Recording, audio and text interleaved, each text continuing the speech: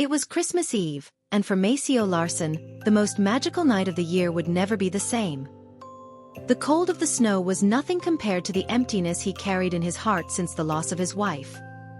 He had always believed that true love was eternal, but now he found himself surrounded only by the pain of loss and the responsibility of being the sole support for his children. As Christmas approached, an invisible hope seemed to float in the air, a silent promise that maybe, just maybe, love could be reborn. And as he tried to reconnect with his children, something unexpected happened. In a small cabin isolated in the mountains, a lonely woman, marked by the pain of loss, entered his life. Vespera Langston had her own ghosts, but there was something about her that made Maceo wonder. Could Christmas be more than just a symbol of pain and longing? Could love, with all its power, be reborn precisely during the most magical time of the year? What seemed like a common Christmas, devoid of joy, laughter and emotion, could transform into a journey of love, hope, and new beginnings. And all of this would begin with a simple gesture of kindness, which on one Christmas night, would change everything. Would Maceo and Vee be able to, together, find a new chance for love?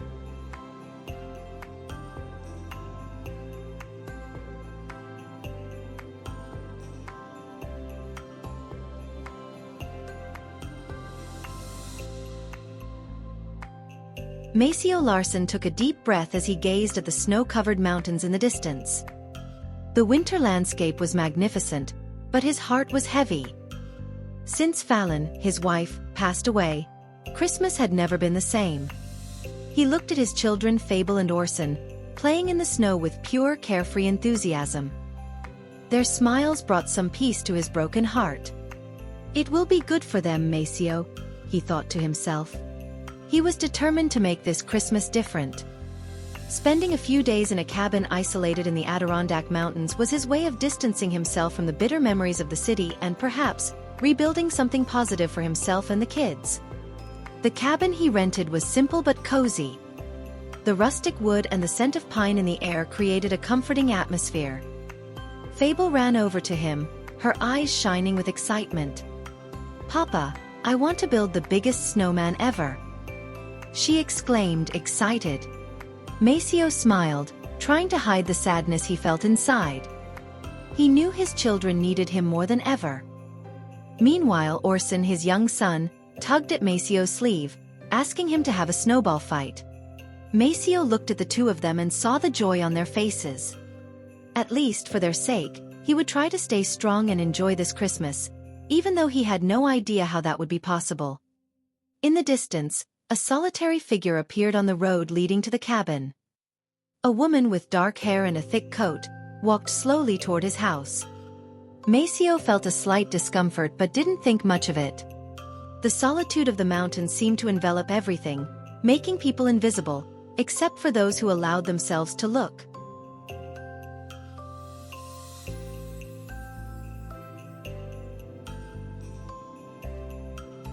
The next day, Maceo went to the local market to buy some supplies.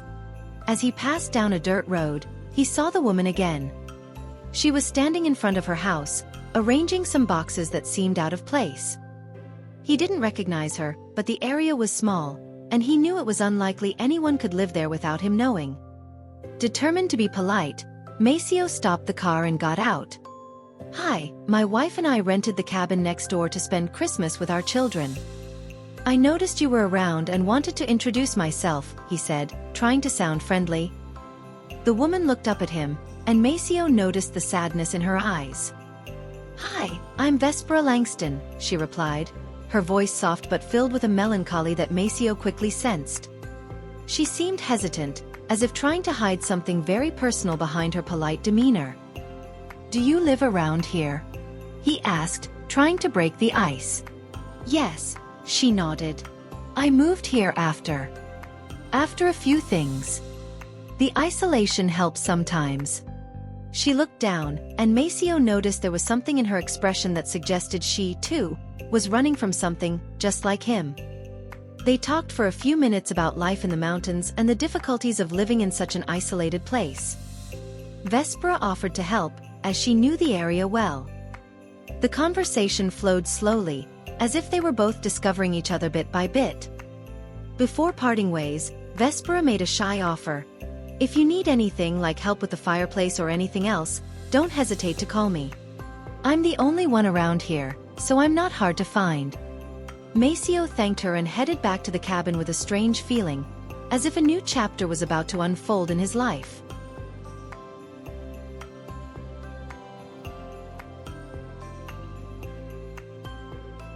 The following days were quiet. Maceo spent most of his time with his children, exploring the snow and trying to create something that resembled a happy Christmas for them. The cabin was cozy, and the kids enjoyed the winter activities. But no matter how hard he tried to focus on the joys of the moment, a part of his heart remained distant, lost in memories of the past. However, one afternoon, while he was arranging the firewood in the fireplace, Fable came to him, tugging at his sleeve. "Papa, Vee invited us to play in the snow. She said she has a new sled. Can we go?" Maceo hesitated for a moment. The idea of socializing with a neighbor still felt strange, but seeing the excitement on Fable's face and the hopeful smile on Orson's, he agreed. "Okay, let's go." The snow was deeper that afternoon, and the sky was clear, with the sun reflecting off the mountains in the distance. When they arrived at Vespera's house, she was there, waiting for them with a sled and a welcoming smile. "See, I knew you'd like it," Vee said excitedly. Maceo watched as the kids had fun while Vee and he stood aside, observing.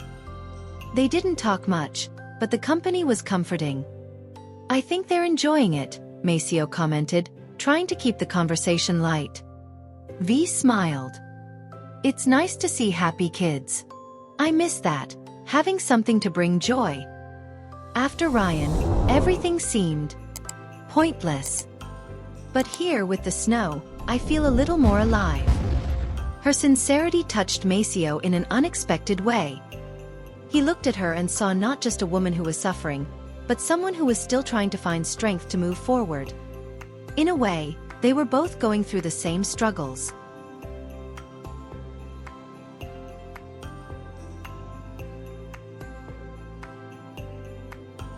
That night, after the children were asleep, Maceo and Vespera met on the porch, the snow falling gently around them. The silence was deep but comfortable, as if they were sharing a moment of mutual understanding without needing to say much. It was Vee who broke the silence. "I lost my husband last year. He had a rare disease, and I tried to fight, but I couldn't save him." Her voice faltered slightly, but she continued. "Ryan was my world.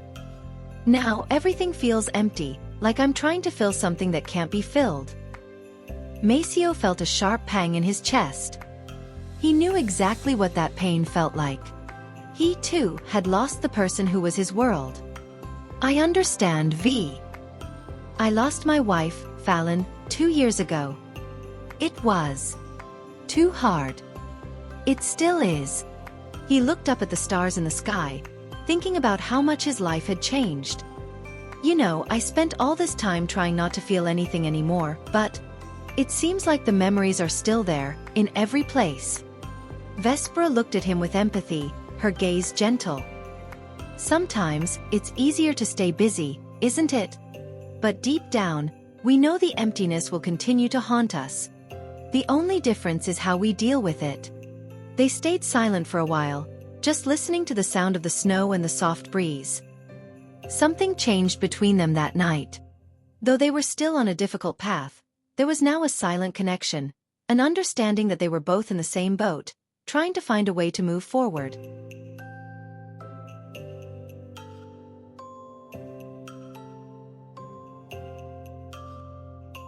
The days passed quickly, and soon Christmas was knocking at the door. Maceo tried to keep the holiday spirit alive for his children, but the melancholy consumed him in every silent moment.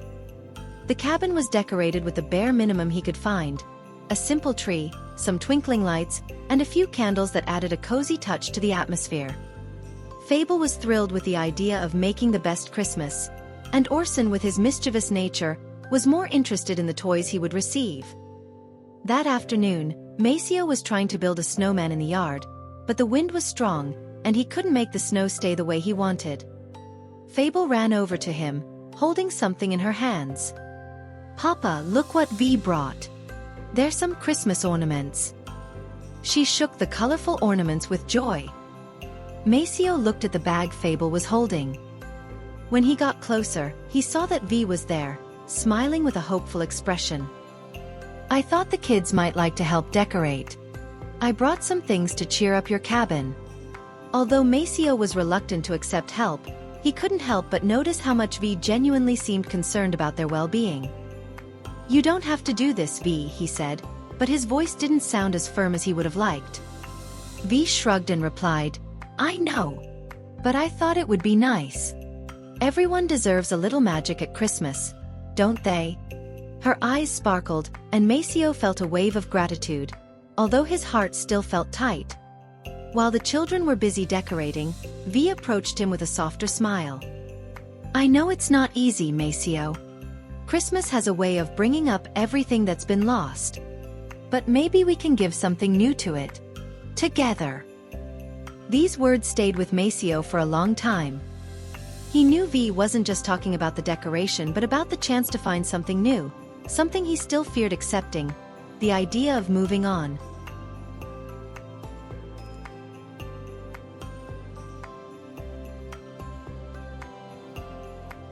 Christmas Eve arrived, and the atmosphere around the cabin was more magical than Maceo had imagined. Fable and Orson were excited about the presents, and the laughter of the children filled the air. But deep down, Maceo couldn't escape the feeling of emptiness that still surrounded him. After dinner, when the children were getting ready for bed, Vee stayed behind to help Maceo organize things. She seemed so calm, as if she knew exactly what to do to lift everyone's spirits. Maceo felt something new as he watched her.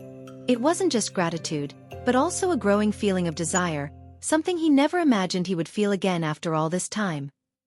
Vee approached him while he was adjusting one of the candles. "Are you okay?" she asked with a curious look. Maceo looked into her eyes, and something changed in that silent exchange. He felt his heart beat faster. "I'm not sure if I'm okay, Vee. But I'm trying. What about you?" Maceo leaned in, his voice soft, filled with an emotion that was hard to name. Vee smiled gently. "Me too. We're trying, right?" It was then that, without a word, Maceo took the initiative. He leaned in, and for a moment, the world around them disappeared. Their lips met, and the kiss was gentle but filled with an unexpected intensity. Maceo felt a mix of emotions: fear, relief, and a growing need to allow himself to feel more. When they pulled away, their eyes met again, more sincere than ever. "I didn't expect that," Maceo said, his voice rough. Vee simply smiled, saying nothing. She knew that, in that moment, something had changed between them. And for the first time, Maceo allowed himself to believe that love could, somehow, be reborn.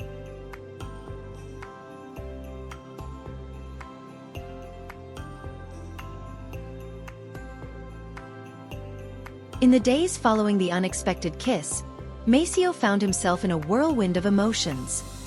He knew something had changed between him and Vee, but he was still hesitant. The fear of moving forward with a new relationship, of opening himself to love again, was always present. He thought about Fallon, how she was the woman of his life, and he felt that, in some way, he was betraying her memory. While he tried to focus on the daily activities, thoughts of Vee wouldn't leave him. She was around, helping with the kids, sharing laughter, but there was also a quietness between them, as if the future was a fragile line, ready to break. One afternoon, while the children played in the snow, Maceo and Vee were alone in the cabin. The silence between them felt heavier than ever. Maceo looked at her, trying to understand what he was feeling. Vee noticed his tension and with a gentle smile asked, "What are you thinking, Maceo?" He hesitated before answering. "I'm scared. I don't know how I feel. This is complicated, Vee. My life was built with Fallon by my side, and now you show up. And I don't know if it's right to move forward so quickly." Vee looked at him with a compassionate expression. I understand, Maceo. I'm not asking you to decide right now. It's not easy for any of us. I carry my own fears, you know. The fear of opening up, of giving my heart again. It's not simple. The conversation between them was sincere, but the fear still surrounded them. Maceo wanted to embrace this new chance, but the weight of the past held him back. I just don't know if I'm ready for this, he admitted. Vee sighed. I'm not asking for you to be ready now. I just wanted you to know that, if you want, we can take it slow. I'm not in a place where you need to reach. I just want to be here, by your side, in my time, in your time. Maceo felt an immediate sense of relief upon hearing those words. He knew he still had a long way to go, but for the first time, he felt that he could start thinking about moving forward, without the pressure to rush things.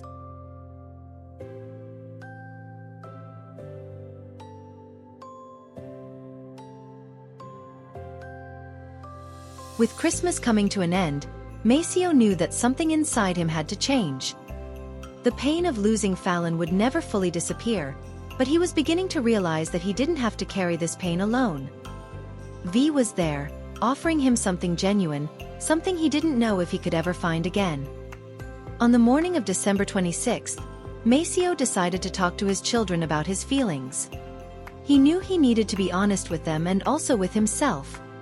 Fable was playing with the Christmas ornaments while Orson ran around the room, but Maceo called their attention. Kids, I need to talk to you, he began, his voice firm yet gentle. Fable looked at him with curious eyes, while Orson ran over and sat beside him. I know Christmas was different this year. But I want you to know that something is changing, and I want this to be the best for all of us. Maceo took a deep breath, searching for the right words. I met someone special, and I don't want to hide this from you. Fable looked at him, curiosity written all over her face. Do you like Vee, Papa? Maceo smiled, surprised by his daughter's perceptiveness. Yes, Fable. I like her very much. Orson, with his simplicity, smiled and said, She's nice, Papa. Maceo felt a weight lift from his shoulders. The children were more open than he had imagined. He knew it wouldn't be easy, but with their support, perhaps it was possible to move forward. Later that afternoon, Maceo sought out Vee. He needed to make a decision.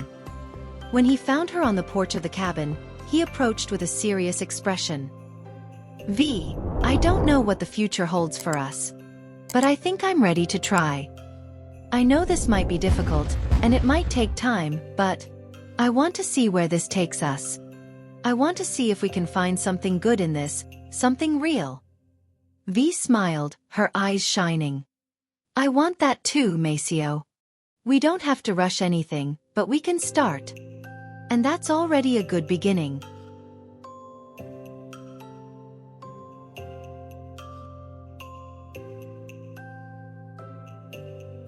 The last day of the year arrived, bringing with it a sense of renewal. Maceo and Vee spent the morning together, helping the children pack for the trip back to the city. Winter still dominated the landscape, but there was something different in the air, a sense of hope that Maceo hadn't felt in a long time. They said goodbye to the cabin, now full of memories of a Christmas that had changed their lives. Maceo looked at Vee and for the first time, felt that he could truly leave the past behind and move forward. They were starting something new, together. During the drive back, Maceo thought about Vee's words, and how she had given him the freedom to live one day at a time. There was no need to rush, but there was something beautiful in the small things he was starting to see again. When they arrived in the city, Maceo and Vee sat in the car, watching the streetlights illuminate the beginning of the new year. Fable and Orson were tired, already asleep in the back seat, but the looks exchanged between Maceo and Vee said more than words could express. Do you think by next Christmas, things will be different? Maceo asked softly, his voice still carrying doubts. I think so, Vee replied with a gentle smile. I really think so. The night was quiet and full of possibilities, and whatever the future brought, Maceo felt that, finally, he was ready to embrace it. He was ready to allow himself to be happy again. Together, they could rebuild something beautiful, something real. And with the dawn of a new year, Maceo not only had Vee's company, but also the unconditional support of his children, who were the reason he moved forward. Christmas, which once symbolized loss, now became a symbol of new beginnings, and finally, Maceo felt that his family was whole again.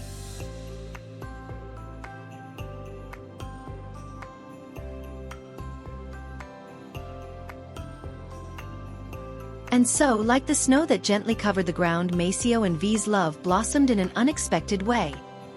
Christmas, which once only brought memories of loss, now became the symbol of new beginnings and a love that was reborn, stronger and truer. They discovered that, despite the scars of the past, there is always room for hope and love.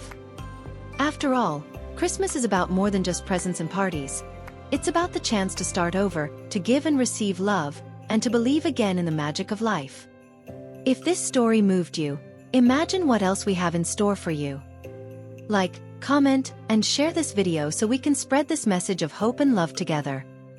And if you haven't subscribed yet, don't waste any time. Subscribe now to our channel and turn on notifications to stay updated with all the emotional stories we have for you. Each video brings a new chapter, and I promise you'll fall in love with every single one of them. See you in the next video, with more love, more hope, and of course, more Christmas magic.